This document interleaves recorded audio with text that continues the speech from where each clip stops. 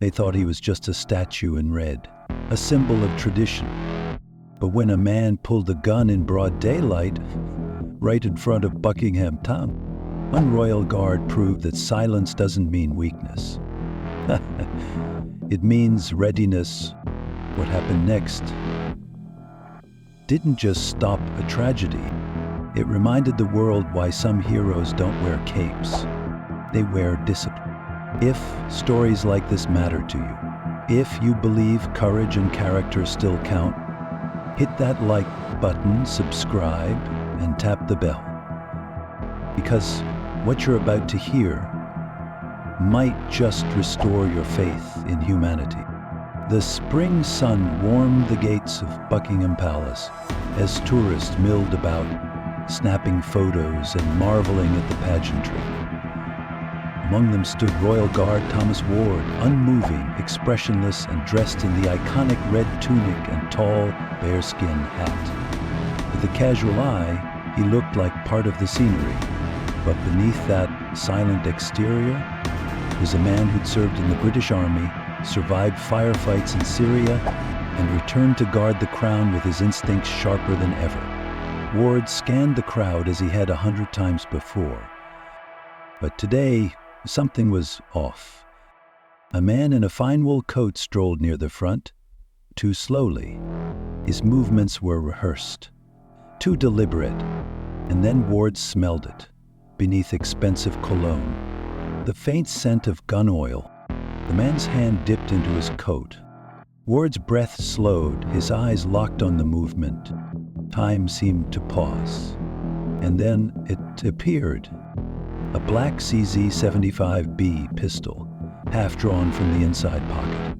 The tourists didn't see it, not yet, but Thomas Ward did. And in the next few seconds, this silent soldier would either stop a catastrophe or become its first casualty. What happened next would leave a crowd breathless and a nation in awe. Stay tuned, because Thomas Ward was not just a guard. He was a guardian. Beneath the calm of a sunny London afternoon, Thomas Ward stood like stone, silent, proud, immovable. Tourists came and went, taking selfies, waving flags, and pointing toward the grandeur of Buckingham Palace. A group of school children giggled as they tried to get a reaction out of the guards. An elderly American couple chatted about how this was a once-in-a-lifetime trip. But none of them noticed what Thomas Ward did. Among the cheerful chatter and clicking cameras, one man moved differently. At first glance, he looked like a businessman on vacation. Tailored gray coat, leather gloves, aviator sunglasses.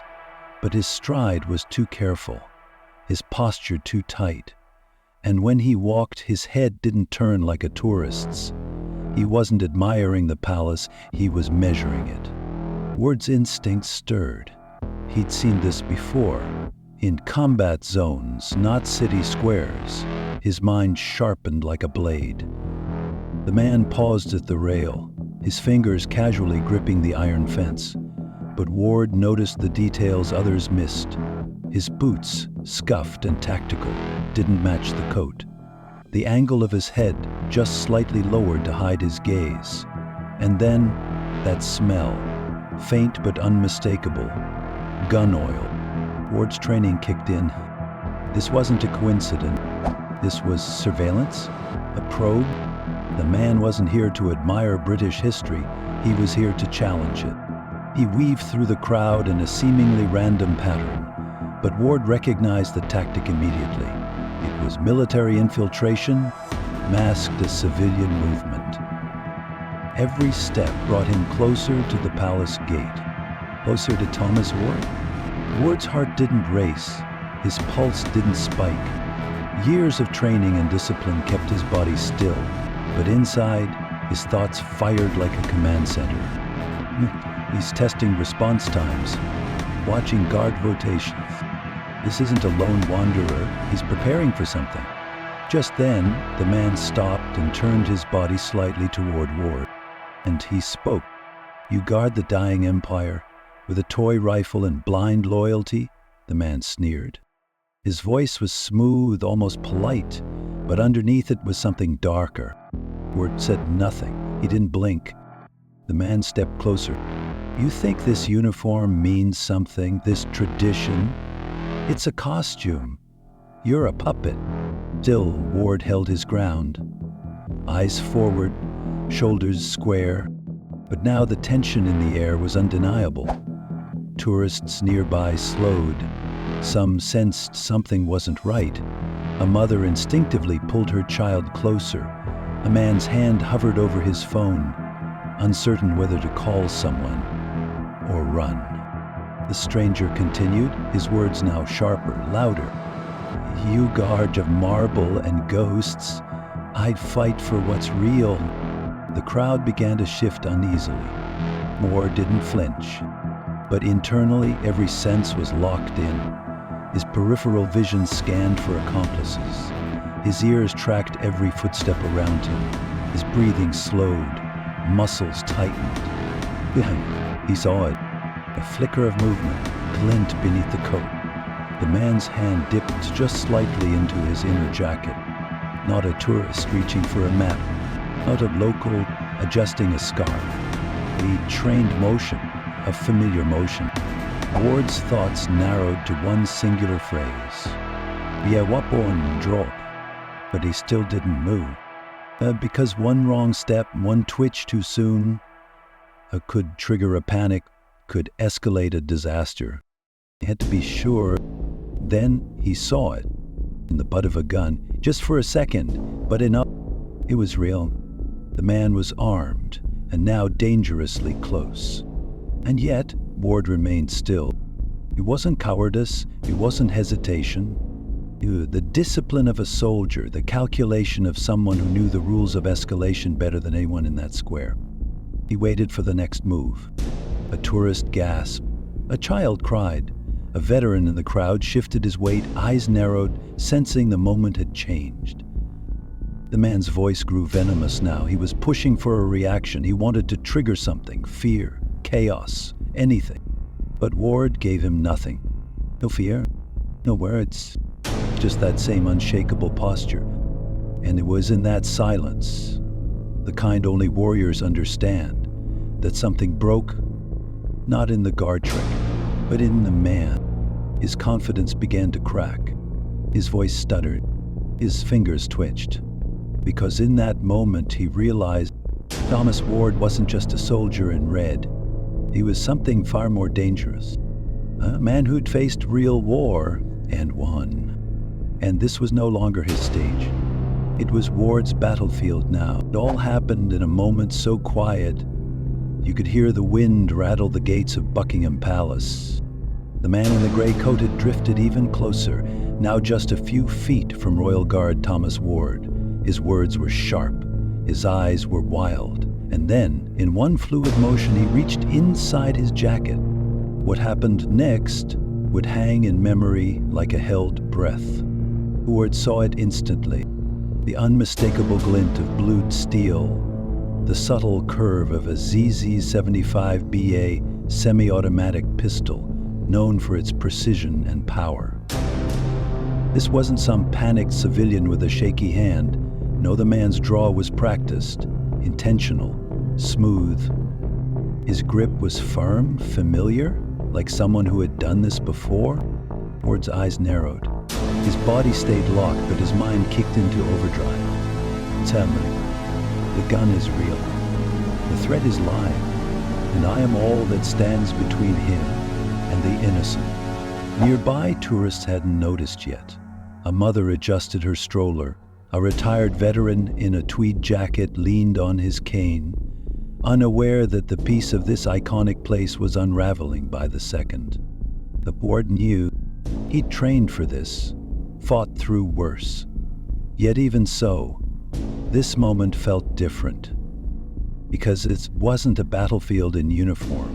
This was a royal site, surrounded by families, cameras, children, and grandparents. One mistake, one false move, and history could be rewritten in blood. Instead, Thomas Ward didn't move. Why? Because he wasn't just reacting to a weapon, he was reading the man behind it. The slight tremble in the hand, the flicker of indecision in the eyes, the way his shoulder tensed but didn't commit. All of it told a deeper story. This man was dangerous, but not yet lost to the violence he was about to unleash. God made a choice. Wait, time it perfectly. A fraction too soon and the man might fire. A fraction too late and someone else might fall. The stranger's voice returned, but now it cracked with fury. You're a pawn, a mindless servant to a broken empire. You think you matter? Ward gave no answer. His silence was louder than shouting, his stillness more powerful than any threat. It rose, inch by inch. And that's when it happened. Thomas Ward moved. It was faster than the human eye could follow. 1 second the guard was motionless. The next, he exploded into motion. With the grace of a man trained for war and the precision of a surgeon, Ward closed the distance, seized the attacker's wrist, and twisted. The gun fired, once. But the shot pinged harmlessly off the palace's stone facade. In less than 3 seconds, the ZZ-75B lay in pieces on the cobblestone. Magazine ejected, slides separated, chamber cleared. Gasps erupted from the crowd. A woman dropped her phone. The boy clutched his father's hand, eyes wide. The veteran in tweed, he stood straighter than he had in years. Ward stood over the attacker, the disassembled weapon in his gloved hands, his breath even, his expression unreadable. But his eyes, they told the truth. Passion that lasts meant not pride. The attacker staggered backward, stunned. Without his weapon, he looked small, frail, lost. His plan, so carefully crafted, had crumbled in front of the world, and he hadn't even seen it coming. Because Thomas Ward wasn't just a ceremonial guard. He was a warrior, a sentinel, a man who understood that real strength doesn't need applause, it only needs purpose. Within moments, police swarmed the area. Officers tackled the suspect, shouting orders. Barricades rose. Sirens wailed in the distance.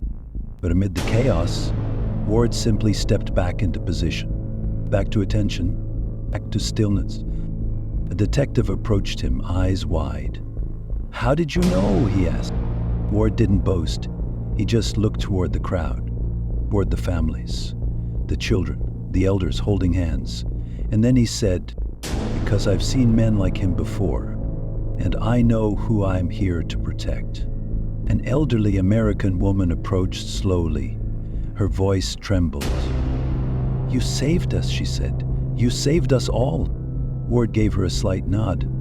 Then she did something unexpected. She saluted him. Others followed, clapping, nodding, wiping away tears. A moment of shared reverence that transcended borders and uniforms. And so the story spread, not of violence, but of restraint, not of chaos, but of composure, not of fear, but of a man who stood his ground until he had to move, and when he did, saved lives. In a world that often celebrates noise, there are still those who protect us in silence. Oh, wait, who what? And when the moment calls, act. Thomas Ward was one of them. And for every person who walked safely away from Buckingham Palace that day, you'll never forget the God in red, who refused to be just part of the scenery. He became a shield. The sirens had faded. The crowd had cleared. But Thomas Ward still stood at Buckingham Palace's gate, his posture straight, his boots planted in place, his red tunic slightly scuffed from the brief moment of struggle that had changed everything. Only now, the silence felt different. No longer ceremonial. It was the silence of relief, of realization, of lives saved and tragedy avoided by the thinnest of margins. The tourists were gone, but a few lingered, faces pale, eyes glossy, hands still trembling as they held onto children, spouses, each other. And there stood Ward unchanged on the outside, but inside something had shifted, because even the strongest shoulders can feel the weight once the adrenaline wears off. Police formed a tight perimeter. Tactical officers, investigators, intelligence agents, all now working in a flurry.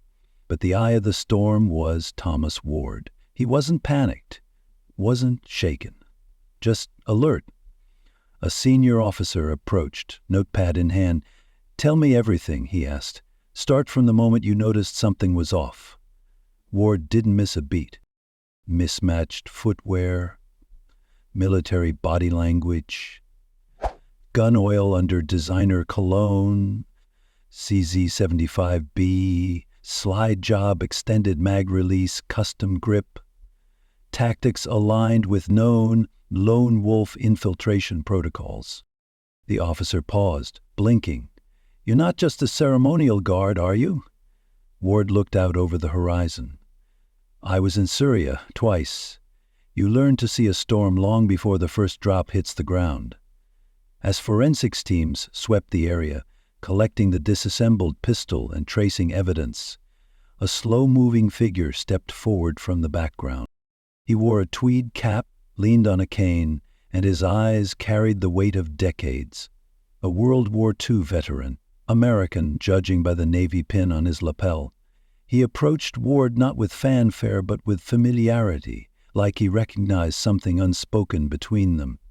He raised his hand in a crisp salute. Ward returned it without a word. "Back in my day," the older man said, "we used to say that bravery doesn't come from the chest, it comes from the spine. You proved that today." Ward didn't answer, but his eyes softened. Sometimes the loudest words are the ones left unsaid. By now, tourists were giving interviews to the press. A woman in her 60s, still shaking, said, "I saw that man pull the gun, and I thought it was over, but the guard moved so fast, it was like time reversed." A young father clutched his daughter and muttered, "He saved my little girl's life. I'll never forget his face." Even a group of teens who had only minutes earlier been trying to make Ward laugh now looked at him with awe. One of them whispered, "He's like a real-life superhero." But Ward didn't look like a hero.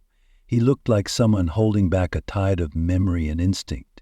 Because in moments like these, you don't celebrate, you process. Later, back in the guards' quarters, Ward finally sat down. No cameras, no crowd, just silence and thought. He looked down at his gloved hands, the same hands that had dismantled a loaded weapon in seconds, and for the first time since the encounter he allowed himself to exhale. He thought about the man, the gun, but mostly he thought about the children standing nearby. The elderly veteran, the American couple in matching I Hearts London shirts. What if he had hesitated? What if he had panicked? What if training hadn't kicked in? Ward's training had saved lives, but it was his judgment, his restraint, his patience that had truly prevented disaster, and that's what few people understand. Sometimes the bravest thing a soldier can do is wait. Within hours, the story had gone global. News anchors praised the silent hero. Military analysts dissected the footage. Security experts hailed it as a masterclass in threat response. But the public, they felt something deeper. A woman from Ohio wrote online, "My husband served in Korea. He never talked about it. Watching that guard brought tears to my eyes. That kind of strength, it's sacred." Another man from Texas posted that Royal Guard reminded me of my dad. Quiet, strong, never needed recognition, just did what was right. People weren't just reacting to a news story. They were remembering something they feared the world had forgotten.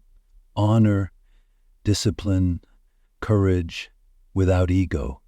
The royal family issued a quiet statement of gratitude. Tourists returned the next day, not just for photos, but to leave flowers at the gate.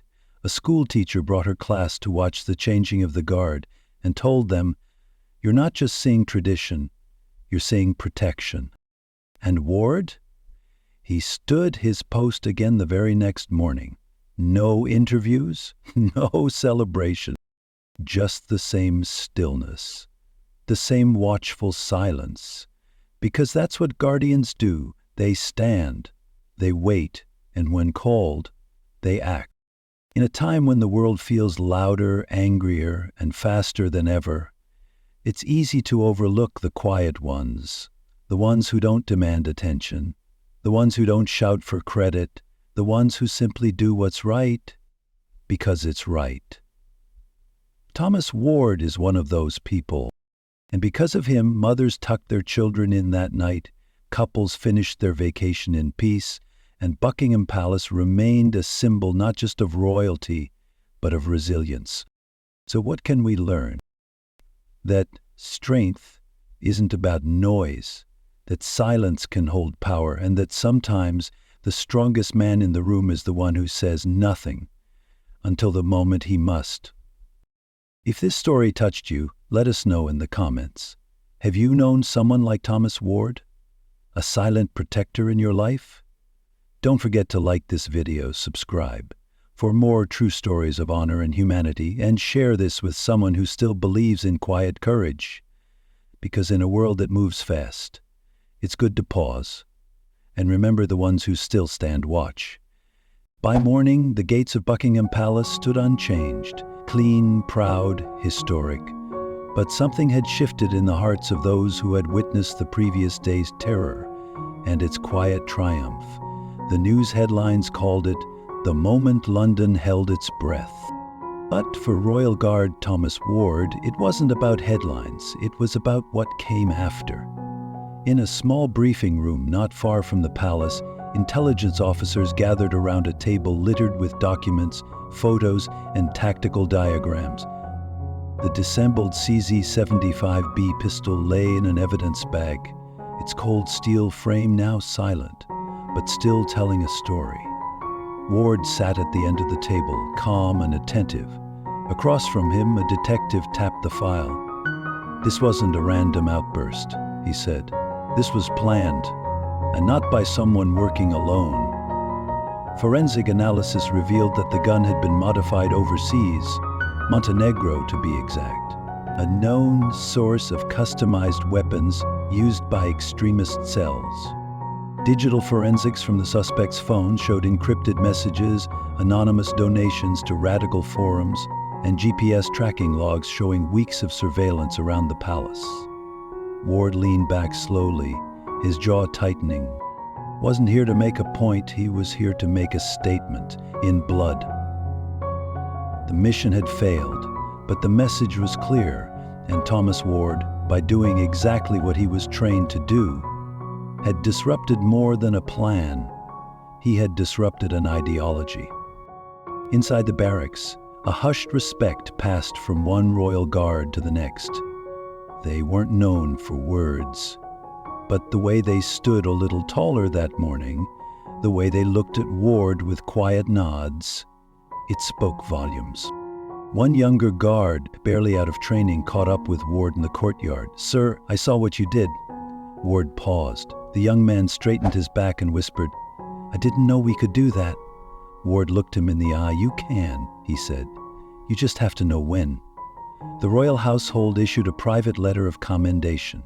A retired American colonel mailed Ward a handwritten note. "You reminded the world what a soldier looks like. Thank you." But when asked if he wanted a public medal or media appearance, Ward declined. The job was done. That's what matters. That answer, simple and unpolished, traveled farther than any interview ever could. For older Americans, veterans, teachers, and small-town folks watching from across the Atlantic, his words resonated. Because it felt familiar. They remembered fathers who came back from war and said nothing. Uncles who worked 40 years without complaint. Mothers who raised kids without asking for applause. Thomas Ward became not just a royal guard, but a symbol. Not because he asked to be, but because he reminded people what integrity used to sound like. 3 days later, a woman came to the palace gates. She wore a simple raincoat, clutched a purse tightly. When approached by security, she asked softly, "Is the tall guard with the dark hair on duty?" That day, Ward was. When he appeared, she stepped forward, not close, but enough for their eyes to meet. "I'm the sister of the man from the other day," she said. Ward didn't flinch. She continued, voice breaking. "I don't excuse him. I don't forgive what he planned to do, but I need you to know he was broken long before that day." She wiped a tear. "And you didn't just stop him. You spared us from living with the worst version of what could have happened." Ward's voice was quiet, steady. "I didn't see a monster," he said. "I saw a man trying to become one. That's why I waited." They stood in silence.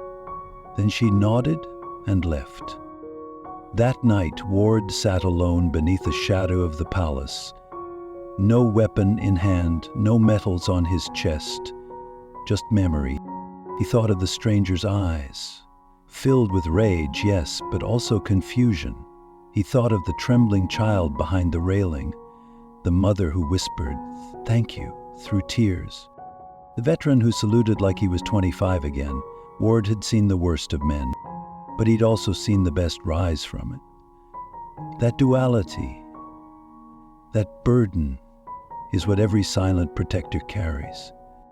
Because standing still while the world spins isn't passive, it's sacrificial. There's something timeless about a man who stands guard, not just at a gate, but for the values we hope to keep alive. Discipline, composure, the ability to choose peace over panic. In a world obsessed with noise and speed and spotlight, Thomas Ward reminded us that true strength is quiet, calm, ready but not reckless. So what can we learn from all this? That stillness isn't weakness, that waiting isn't failure, that courage doesn't need cameras, and that the strongest people in the world are often the ones who say the least, but do the most when it counts. If this story touched something in you, if it reminded you of a father, brother, mother, or friend who did the right thing without ever asking for praise, we want to hear from you. Share your thoughts in the comments. Tell us who your Thomas Ward is. And if you believe in honoring everyday heroes, hit that like button, subscribe to the channel, and join us again. Because this channel doesn't just tell stories, it keeps alive the values that built the very world we're trying to hold on to. Thank you for being here, and thank you for remembering.